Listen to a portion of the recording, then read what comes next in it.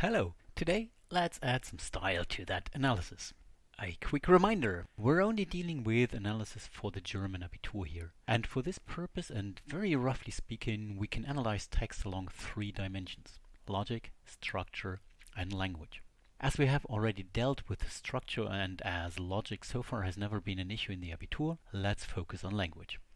For language, I'd like to provide three boxes to sort everything into, that is, three distinct areas to look at. 1. Individual words, 2. Sentence structures, and 3. Expressing ideas. I hope you can see the structure here. First, we look at the literal meaning of individual words and what they evoke. Then, we combine these words into larger structures, which still could rely solely on the literal meaning. And finally, we enter the realm of imagination, where we go beyond direct meaning and assess words in the various contexts.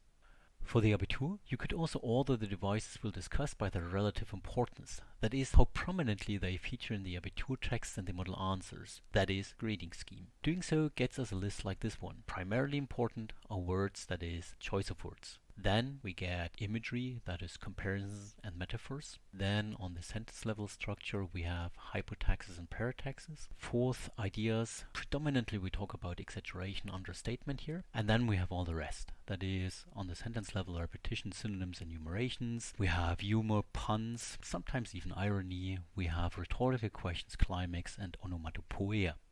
On the level of individual words, our basic assumption is that the author carefully chose the words in the text. When analyzing words, consider these questions. How precise and technical is the vocabulary? Is the vocabulary appropriate for the target audience and aim of the text? Which contextual or emotional connotations do the words evoke? Especially the last point is of absolute importance, as we often do not quite note these connotations and get carried away by them. Yet, it makes a huge difference if an author refers to a larger number of people as a crowd, the masses, or a horde. While crowd is quite neutral, masses already makes one feel tense as it implies a very large number of people, and horde evokes mental images of unruly, violent behavior. On the sentence level, assess if sentence length matches the complexity of the thought that it expresses. More complex, nuanced ideas need more complex, longer structures, that is, hypotaxis. But quite often hypotaxis is used to hide a simple truth behind a smokescreen of grammatical complexity. A journalistic rule of thumb is that no sentence should be overly complex, as a journalist wants to be understood by the audience. Also, check for repetitions, which can be either verbatim or in synonyms, that is, words that almost mean the same thing.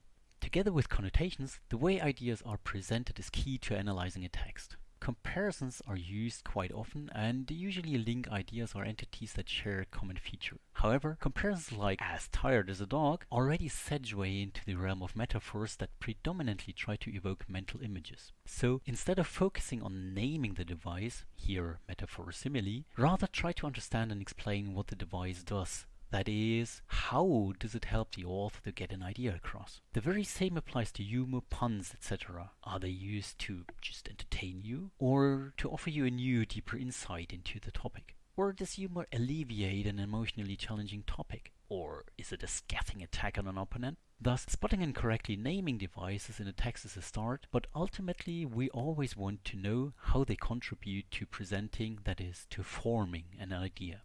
In the Abitur, it may help you to think of the author as Hansel and Gretel. She or he knows that in order to lead the audience to a destination that is his or her conclusion, she or he has to plaster the path with breadcrumbs that the audience can follow and that the audience finds enticing. The stylistic devices are these breadcrumbs. As an analyst, your job is to say what they are and where these breadcrumbs lead to.